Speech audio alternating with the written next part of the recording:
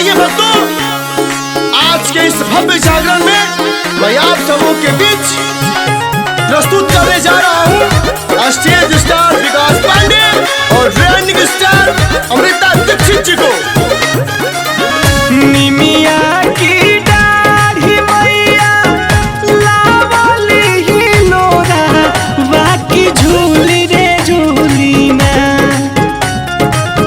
निमिया की दाढ़ी मैया मोरी लावली ही लोरा बाकी झूली रे झूली ना। हो की झूली रे झूली ना।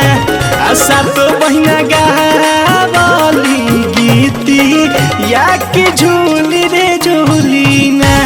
किसा तो महीना गावेली गीतिया की झूली रे झूली ना। आज के सुरीली शाम में आप सभी भक्तों का बहुत बहुत स्वागत अभिनंदन है। बोल साचे दरबार की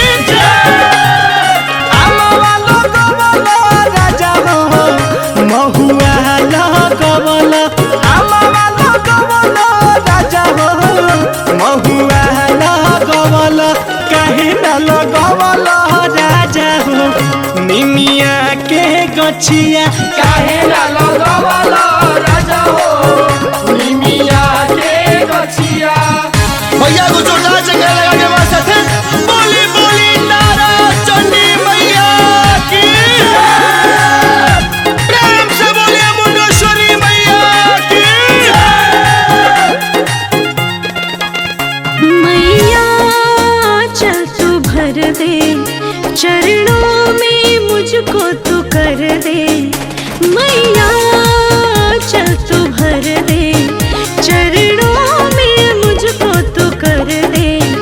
दर्शन दो मेरे मन को पूजूं तेरे चरण को। दर्शन दो मेरे मन को पूजूं तेरे चरण को। बोल साचे दरबार की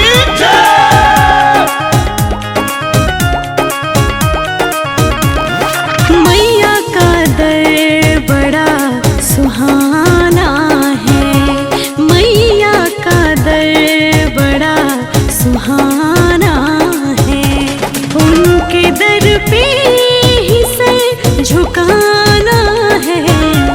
उनके दर पे ही सर झुकाना है।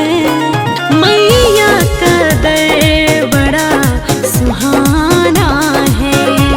मैया का दर बड़ा सुहाना है।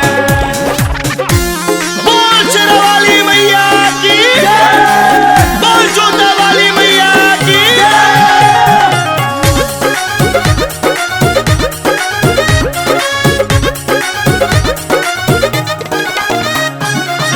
सिरवा सवारी होके आजमाई लाजियाबा चाचमाई हो ए माई हो सभा बीच गावता दी कसबा के लाजियाबा चाचमाई हो।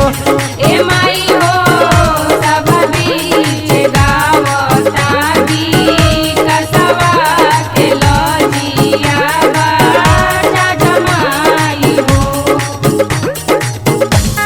ओम नमः पार्वती पते हर हर महादेव। काथी के रे कही सीताली मैया काथी के हो साल। काथी के कही सीताली मैया काथी के हो साल। काथी बैठल सीताली मैया झारस लामी हो केस। कातिए बैठल सीताली मैया झारस लामी हो केस।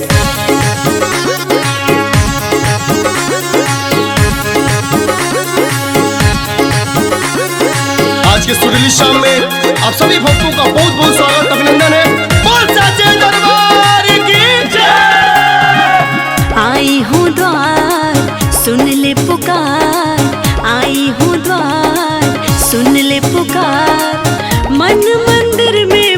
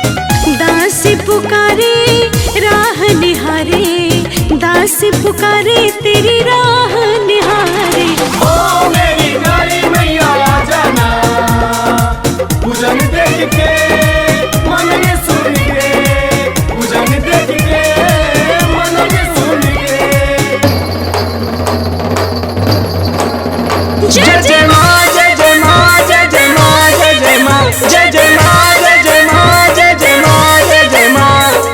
पनी सा गमा